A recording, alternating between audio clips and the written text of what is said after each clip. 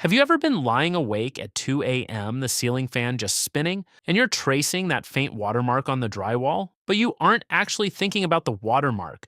You're mentally shuffling bills around like a high stakes card game you can't win. You are trying to figure out which credit card you can delay paying until the day before the late fee kicks in, or if you can afford that slight strange rattle your car started making this morning.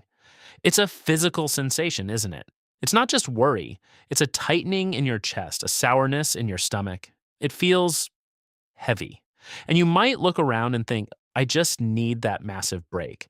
If I just hit six figures or got that massive promotion, or if I could somehow just stumble into $50,000, then I could finally breathe.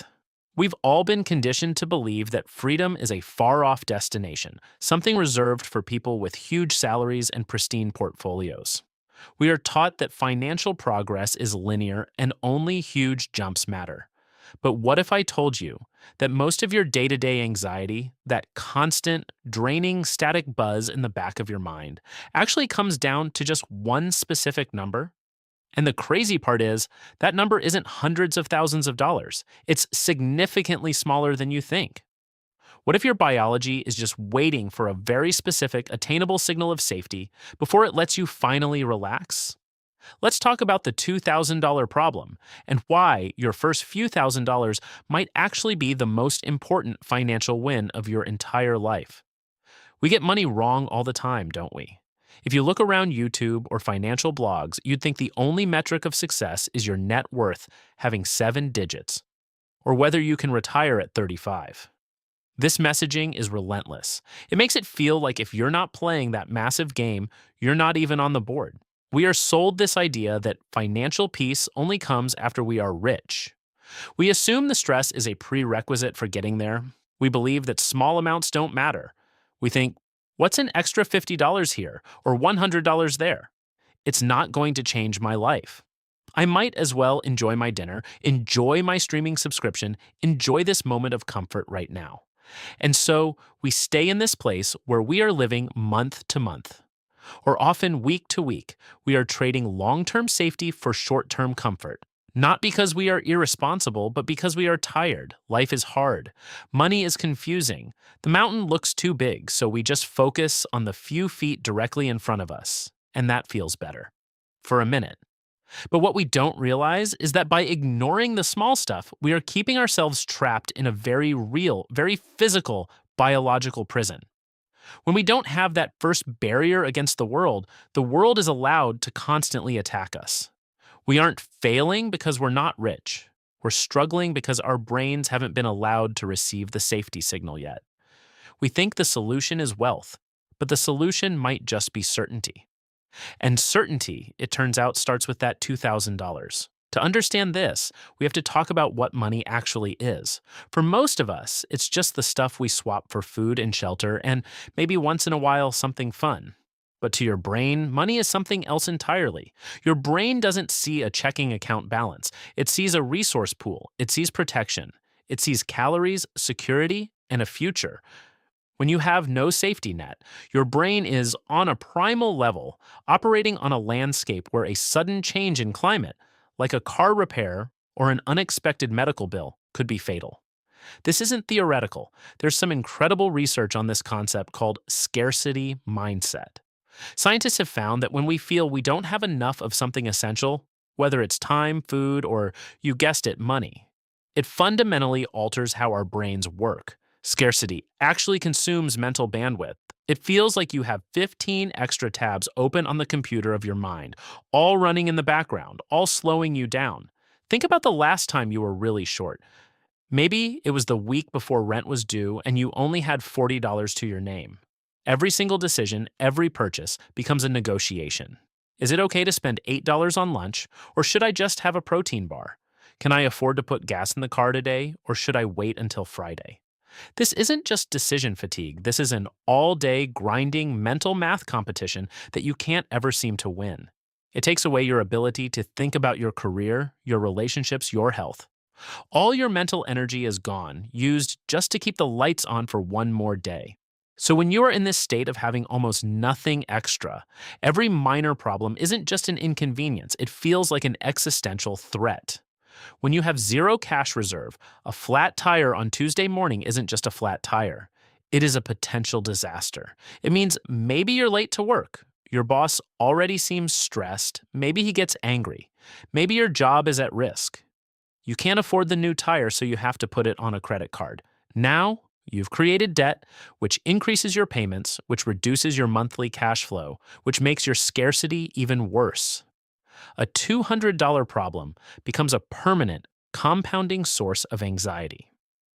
Now let's change that reality. Let's imagine you have that $2,000. It's just sitting there in a separate account. Maybe it's not even a visible one on your main banking app. It's just there. Now, the tire goes flat. How does that scene play out differently? You might still be frustrated. Ugh, a flat tire? On a Tuesday, really? You pull over, you call the tow truck, you get it replaced, you pay the $200. You see the difference? The reaction isn't existential dread, it's just frustration. You still don't like it. You aren't happy to lose the money, but the threat level has plummeted from disaster to inconvenience. Your $2,000 gave you permission to be annoyed instead of terrified. It gave you the ability to solve a physical problem with a physical resource, cash, instead of having to pay with your own emotional well-being and future mental energy, debt. This isn't about numbers, it's about control.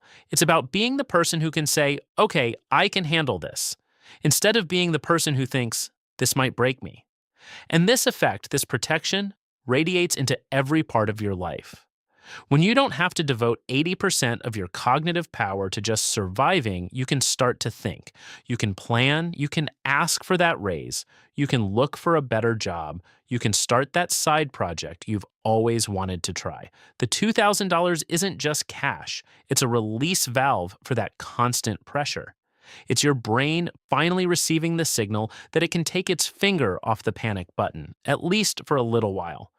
And that, more than anything you can buy, is the real return on that investment. So what is actually happening? Why does your brain react so strongly to such a, objectively speaking, small amount of money? This is where psychology meets biology in a fascinating way. Our brains haven't evolved that much from when we were surviving on the savannas. When we sense a threat, our amygdala kicks in, triggering the fight, flight, or freeze response. This is a blast of adrenaline and cortisol prepping your body to run for its life. That system is perfect for outrunning a lion. It is terrible for modern life. Our brain can't differentiate between a lion and that terrifying final notice letter that just arrived in the mail. When you have that scarcity mindset, when you're just one $300 bill away from a complete catastrophe, you aren't just stressed. You are living in a permanent, low-grade state of biological fight or flight. You have chronic, high levels of cortisol running through your body. This isn't just about feeling on edge. Chronic stress, like this, destroys your body. It impairs your focus, it ruins your sleep, it weakens your immune system. It even impacts your digestion. Your brain is saying, forget planning for the long term. We might not survive the weekend. And that, in turn, can make you make even worse financial decisions. You might be more likely to impulse buy or spend on things you don't need, just for that quick hit of pleasure or comfort. It creates this loop that keeps you trapped. But then the turning point happens. You get that $2,000 together. Now think about what this means for your biology. That next surprise bill, the dental emergency, the sudden pet vet appointment, the car battery dying, doesn't trigger the amygdala the same way. The threat level is lower. The brain sees that financial problem and says, wait, we actually have a solution for this. We can pull from the safety reserve. This moment is your safety signal. Your brain is literally deactivating the fight or flight response. Your cortisol levels don't spike nearly as high. Your prefrontal cortex, the logical, thinking, planning part of your brain, stays online. You aren't operating in emergency mode anymore. You are solving problems from a position of control. This is the moment when you move from being reactive to being proactive. This is when the cycle can finally start working in your favor. This isn't about the money. It's about the biological safety and mental space that money purchases. This isn't just a savings account balance, it's a peace of mind metric. So how does this actually work? The mistake most people make is trying to save too much too quickly. They see this problem, they get motivated, and they set some giant goal. Okay, I need a $10,000 emergency fund. They create a strict budget, eliminate everything fun, and then 3 weeks later, they feel deprived, they have a bad day, and they spend everything they've saved plus some more out of frustration. That is not the way to build this win. We are looking for progress, not perfection. We are looking for wins that are small enough to feel achievable, but big enough to matter. The $2,000 win doesn't happen all at once. It starts with the $20 win. Let's get practical. You aren't going to save $2,000 tomorrow. That's okay. Focus on your first $200. This is your starter safety fund. How do you find it? It might be as simple as automating a transfer on your paycheck for $25. Or it could be doing a no-spend weekend and seeing what you have left over. Maybe you sell that old electronics equipment that's been sitting in a drawer for a year. The source isn't important. The act of collecting it and putting it somewhere safe is what counts. And then you build. You make this money invisible. You set it to be a dedicated, automated transfer. You don't think about it, you just let it work. It feels small. It feels painfully slow at first. $25 at a time, month by month. It feels like it will never add up, but this is where consistency over extreme effort wins. This is about building a muscle. This is about creating a new habit, one that makes your brain feel safer every single time it works. The only other rule is that this money must be truly separate. It's not just a balance in your main checking account that you try not to spend. It has to be in another account, maybe even a completely different bank. The psychological friction of having to actively log into a separate account and transfer that money back is what makes it feel sacred. This is your fire extinguisher fund. You don't just use it to light your grill on a Saturday night. You use it only when there is an actual emergency. And you alone get to define what an emergency is. But you have to be honest with yourself. So as you think about this, don't think about the $2,000. Don't look at the massive gap between where you are and that rich version of yourself. That's not what we're trying to build here. We are trying to build safety. We are trying to give your brain a win. We are trying to give you back your own mental bandwidth, your creativity, your ability to dream and plan. This is not about the car repair you could afford. It is about the ability to go to bed at night and not have your heart pounding at 2 a.m. It is about being able to answer your phone when it rings, knowing it's not a bill collector.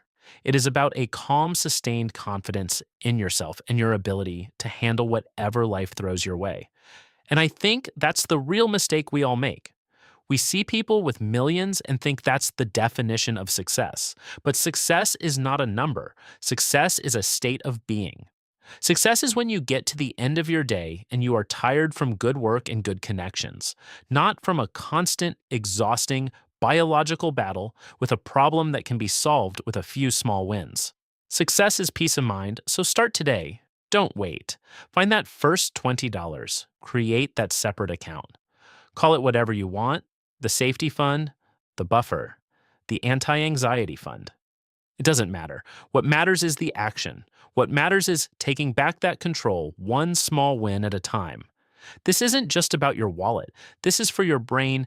This is for your health. This is for your peace of mind. And I promise you, that first $2,000, it is the best investment you will ever make. Thanks for being here. Don't forget to subscribe the channel, and I'll see you soon.